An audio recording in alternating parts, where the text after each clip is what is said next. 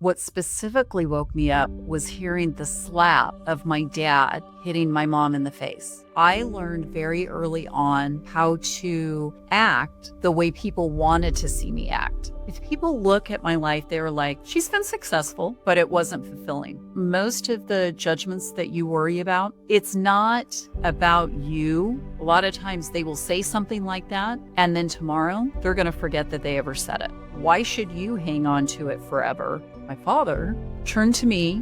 What I heard next stuck deep inside of me for a very long time. Welcome to Done Pretending, the podcast where healing meets authentic living. I am your host, Susan Houston, storyteller, mentor, and believer in the power of truth to set us free. This is your sanctuary for the soul, a safe space where we peel back the layers of judgment and fear to uncover the beauty of living real. Each week, you'll hear stories of courage, resilience, and transformation that remind you it's never too late to become who you were created to be. Hey guys, I cannot believe we're here. This is my first podcast. This is the launch of Done Pretending. This is my purpose, my passion that, oh my gosh, I wasn't sure that this was ever going to happen. You know, it's been absolutely amazing over the last couple of months and really the last year, how God has just put everyone in place who I needed to help me with this and opened every door. But still, there's something inside my head that said, you're not going to be very good at this. It's not going to happen. And, all of that stems from judgment.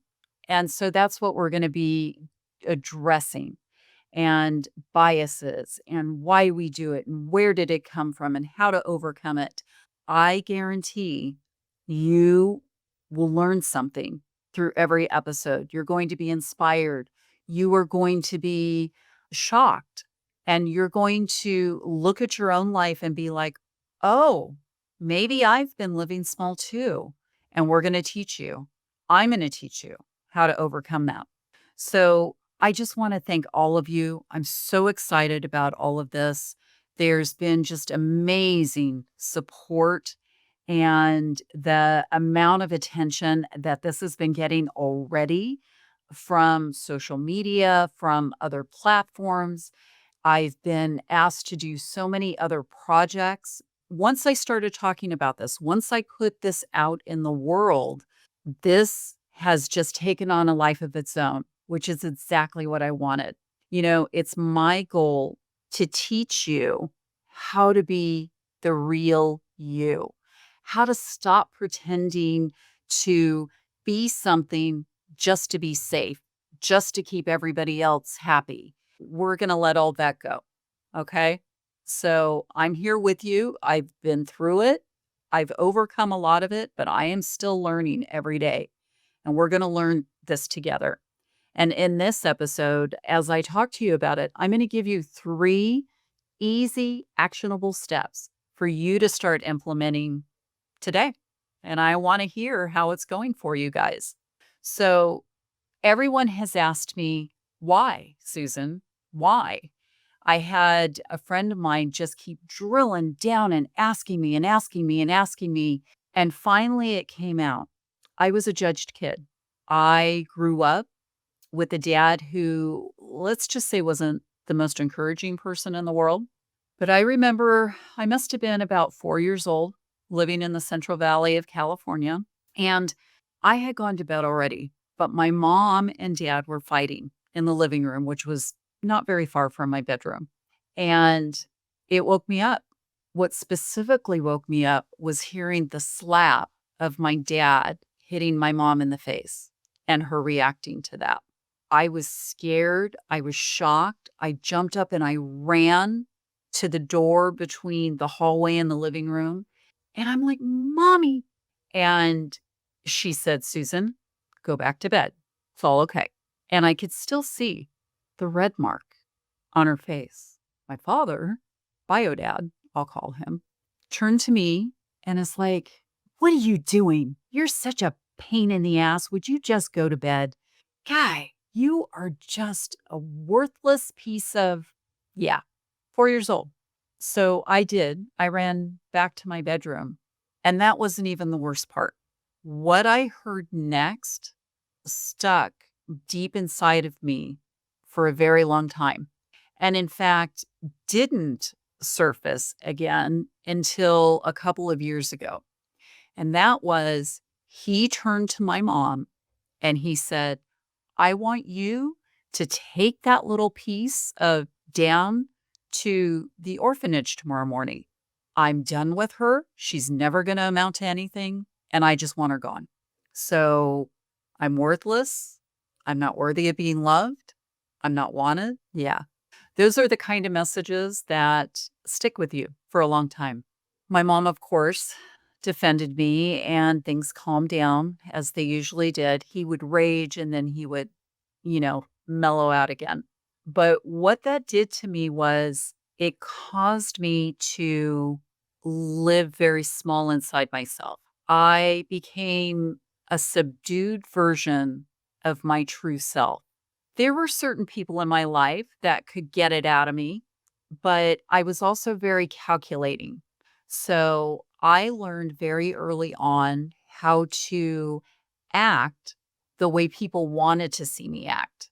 So if I needed to look really smart and make a good impression, I could do that.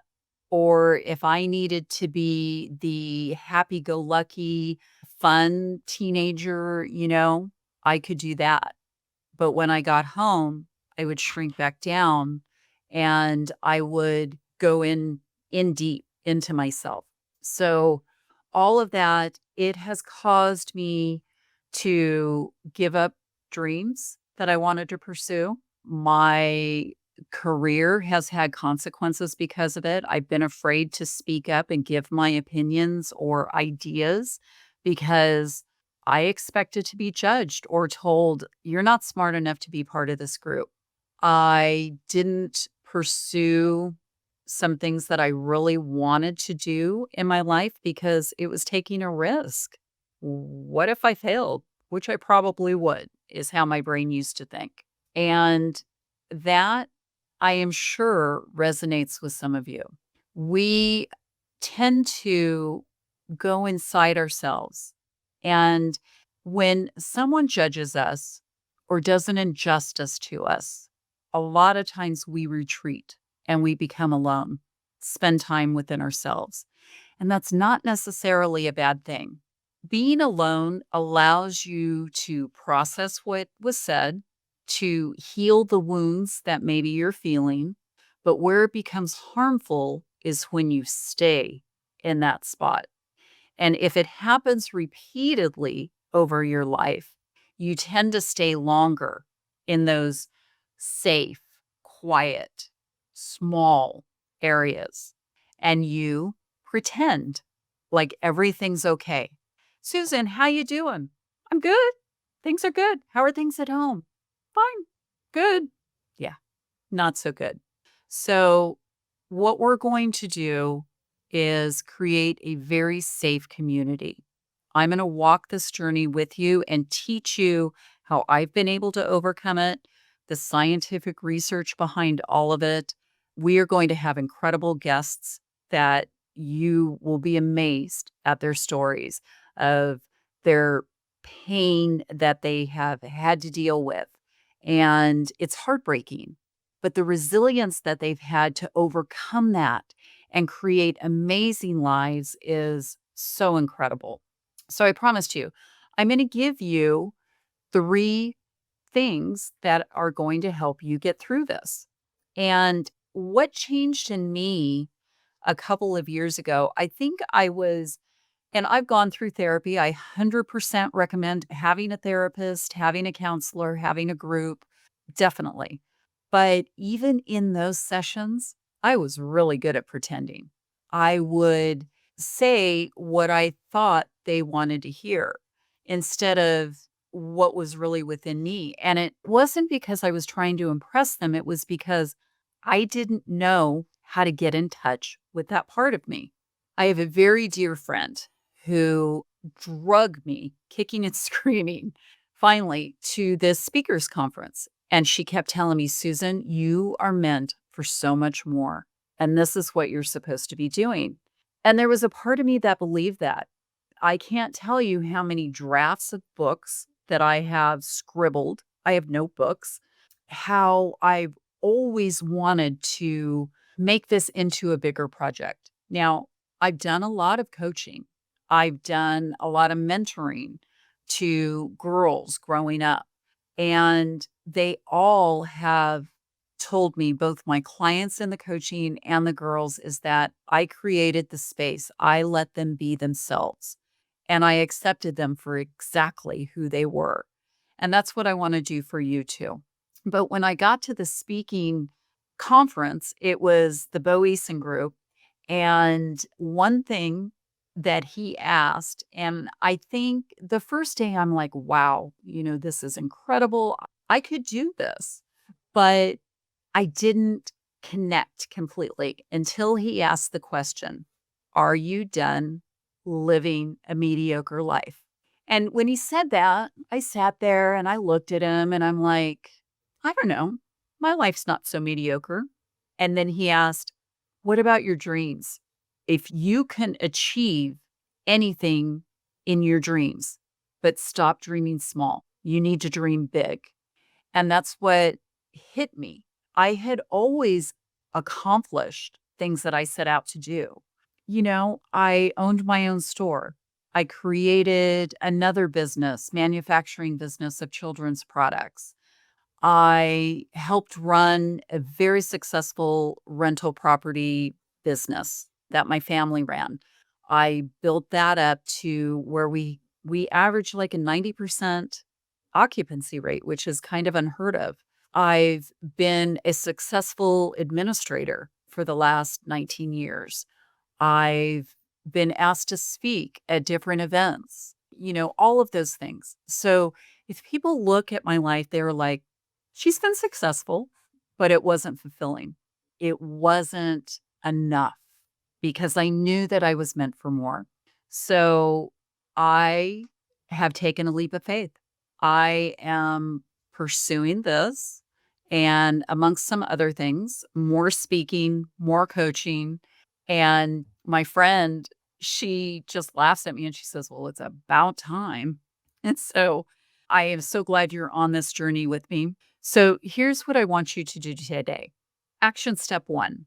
I want you to look at when people say something that you perceive as judgy. I want you to change that in your mind and just ask yourself the question, okay, they said I would never succeed at this. Is that fact or opinion? Well, it's their opinion. And if I asked 5 other people around me right now, would they agree with that opinion? And the chances are probably not. It was just something that they said that either helps keep you in your small space or it identifies the fear within them. And we're going to go into that in later episodes, the scientific data behind that. But it's really amazing. So, step 1, reframe what they've said. And what you're going to find is that most people, most of the judgments that you worry about, it's not about you. And people aren't also listening to all of those judgments around you because they're more concerned about themselves. A lot of times they will say something like that, and then tomorrow they're going to forget that they ever said it. So why should you hang on to it forever if they're going to forget it within an hour or 2 or a day, right? Step number 2, I want you to keep a judgment journal. Now, you've heard of gratitude journals, and I highly recommend them. Either start your day or end your day with them or both. It really helps reframe your outlook on life. But for the judgment journal, every time you feel like you've been judged, whether someone has said something to you, put a comment online about you, said something at work, maybe you saw it in an email, or it could be that glance that you get from just being you, right? I want you to write it down. Okay. And that way you can take a look and dissect, is that truth or is that not? Is it criticism or is it just something else? And then what you're going to do with that is I'm looking at a note that I wrote because it just makes me smile because this is what I've started doing. Someone will say something to me, and it used to be that I would just be in shock and I would freeze. I can remember one very specific time a couple of years ago where my mouth dropped open when someone said something to me that I was going to fail. And I couldn't believe this person said it. I was so shocked. But yet at the same time, I couldn't bring the words to go against it. We're going to teach you how to do that. But you have to learn to identify those triggers in you. Okay. And then this one's fun. I want you to do something that is that one thing that you normally wouldn't do. Maybe you never wear bright colors. So I want you to wear a really bright, fun shirt that is just out of your comfort zone, or post something about yourself online. Most of us will create content or repost other reels. It's all about our beliefs, kind of in a very safe manner. I want you to get vulnerable and I want you to just post something that is real. You're not pretending to be anybody else. You're being real about how you're feeling in that moment about whatever's happening. And it could be an absolutely exciting thing because what I have found over the years is that not only do I play small in my feelings about bad feelings, I play small other way too. Instead of being super excited or, you know, nervous, excited, happy, I subdue it because that's what I learned to do. I learned to not rock the boat. I learned to just be mediocre because that got me along in life without a lot of conflict. And people who pretend a lot also avoid conflict almost at all costs. So that is something else that we are going to work on with the help of my friend who's an expert in it.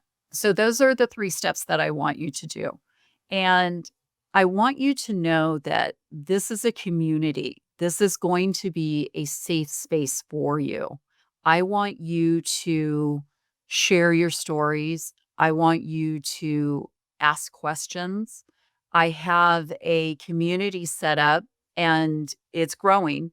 It's in School, SKOOL, and I'll have my link in the show notes. All of my podcasts will be uploaded there. I'm also going to be creating a lot of content for learning and educational purposes, both for personal, creating your authentic self and be done pretending, which is going to help you in your relationships, in your businesses, in your life that you lead, in raising your kids, all of it. Okay, we're going to go there and where you didn't want to go. That's where we're going to go. Okay. I'll also have in there the link to my Calendly. I want to hear your stories.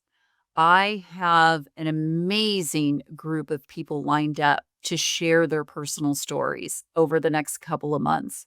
But I know all of you have amazing stories as well. So book a 30-minute call. It'll be with me personally, completely private. And let's talk about your story and see if, one, it would be appropriate to share, and if you want to share it online.